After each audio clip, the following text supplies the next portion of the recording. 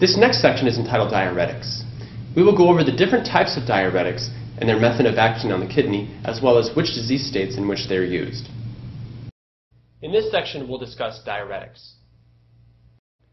Diuretics are a class of medication that are widely used to treat multiple problems, including hypertension, congestive heart failure, edema, and electrolyte abnormalities. The major classes of diuretics include osmotic diuretics, carbonic anhydrase inhibitors, loop diuretics, thiazides, and potassium-sparing diuretics. You can see in this chart where the diuretics work. Area number 5 in the proximal tubule is where carbonic anhydrase inhibitors work. Area number 4 in the descending loop of Henle is where osmotic diuretics work. Area 3 in the thick ascending loop of Henle are where loop diuretics work. Area number 2 in the beginning of the collecting duct in the distal tubule where thiazide diuretics work. And then area number 1 are where potassium-sparing diuretics work in the collecting duct. Let's talk first about osmotic diuretics. This class of medications includes mannitol, glycerin, and isosorbide. These medications are freely filtered at the glomerulus, but they only undergo limited or negligible reabsorption by the renal tubule. They're pretty much inert pharmacologically, and they carry with them water as they're filtered in the glomerulus. Therefore, their job is just to carry water with them out of the kidney. Again, their mechanism of action is to expand extracellular fluid volume, which is then urinated out. The major uses today of osmotic diuretics involve decreasing intracranial pressure in cases of cerebral edema, especially in patients that have had some type of head trauma. These medications can also reduce intraocular pressure during glaucoma attacks, and they can preserve urine volume in cases of renal failure. These medications can cause nausea and vomiting as well as pulmonary edema, especially in cases of patients that have heart failure or marginal renal function. The next category of diuretics is the carbonic anhydrase inhibitors. These medications inhibit the enzyme carbonic anhydrase that's present in the proximal tubular epithelial cells. Sodium bicarb is then entered into the urine and excreted into the urine as well. Acetazolamide is the prototype carbonic anhydrase inhibitors, and these are sulfa derivatives. The therapeutic uses of carbonic anhydrase inhibitors include mountain sickness, because these medications are able to induce a metabolic acidosis.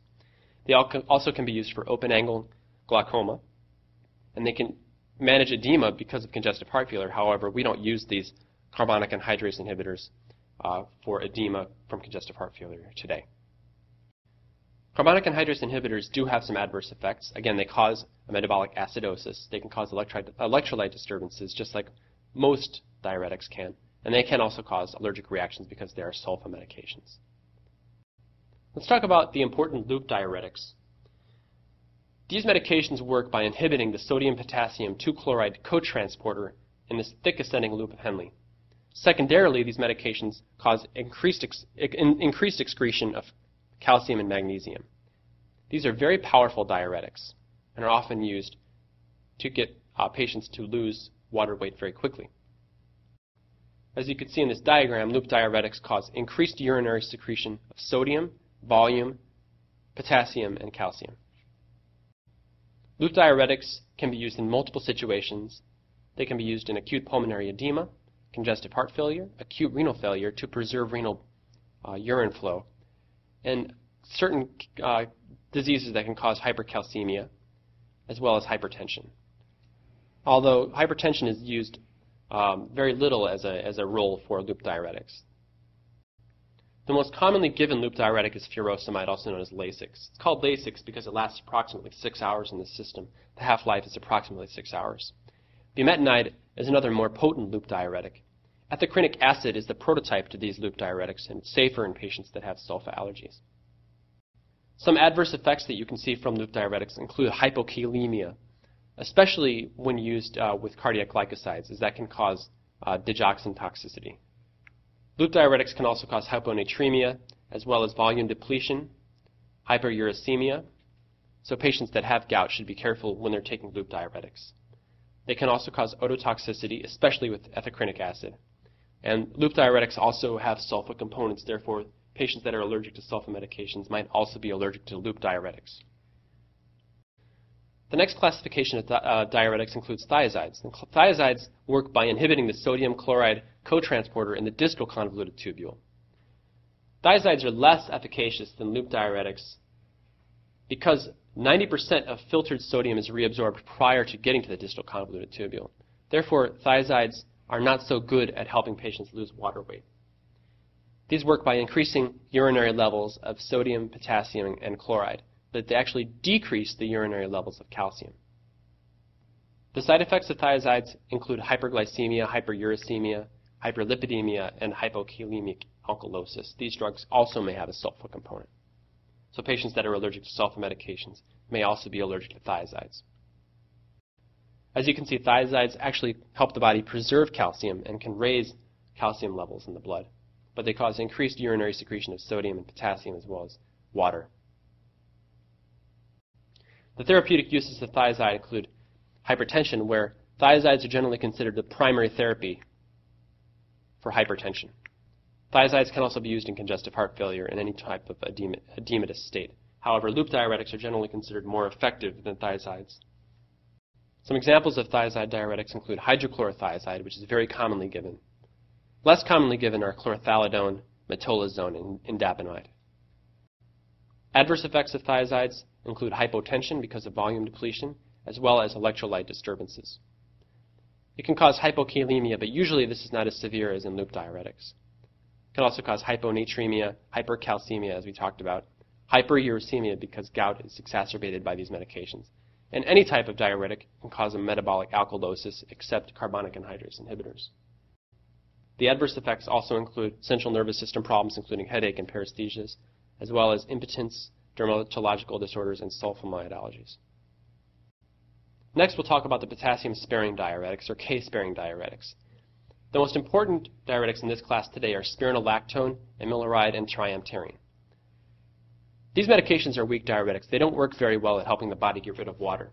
They work in the distal tubule and the collecting duct, and they're very rarely employed as single agents. However, they can offset potassium wasting effects of loop or thiazide diuretics. So therefore, they're commonly given along with loop or thiazide diuretics in order to help the body retain potassium.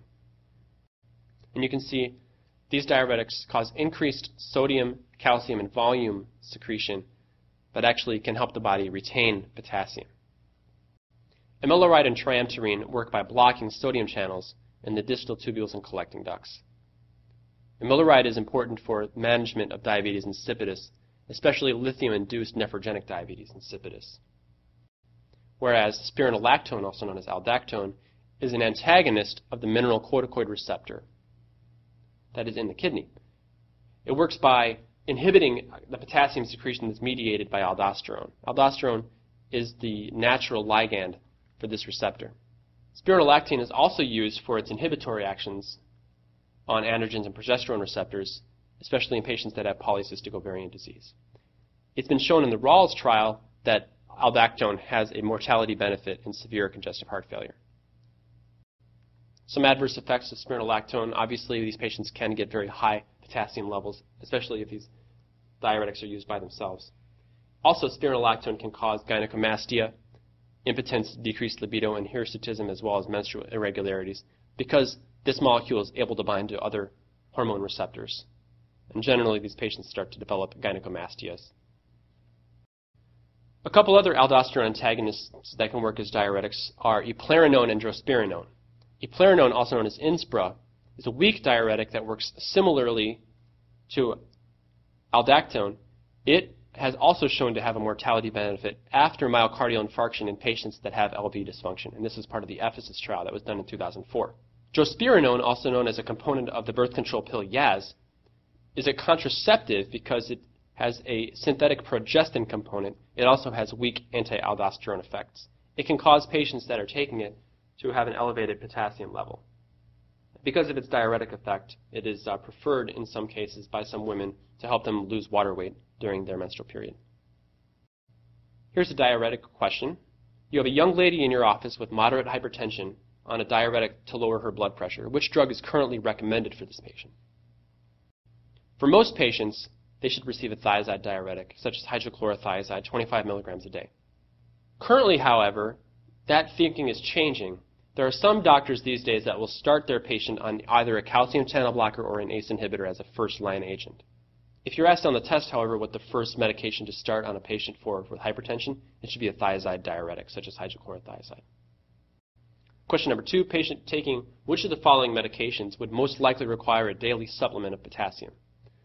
Spironolactone, furosemide, hydrochlorothiazide, eplerenone, or metolazone. Spironolactone actually can raise blood potassium levels, so this patient would not need potassium. Furosemide is a loop diuretic, and as you know, loop diuretics can severely lower potassium. Hydrochlorothiazide and metolazone are both thiazide diuretics. They can also lower potassium, but not to the extent of furosemide. And eplerenone is similar to spironolactone as it is a potassium-sparing diuretic. So the answer is B. Patients taking loop diuretics such as furosemide will always need a potassium supplement to prevent hypokalemia in most cases. Which of the following diuretics has been shown in a major clinical trial to improve mortality in patients with congestive heart failure after a heart attack? The answer for this is C. eplerenone. As you mentioned, as part of the Ephesus trial, this medication is able to prolong life similarly to spironolactone was proven to do in the Rouse trial. Other diuretics such as Lasix or furosemide can improve symptoms of heart failure, but they do not improve the mortality. This is the end of the section on diuretics. Our next section will go over medications given commonly for gastroesophageal reflux disease and peptic ulcer disease.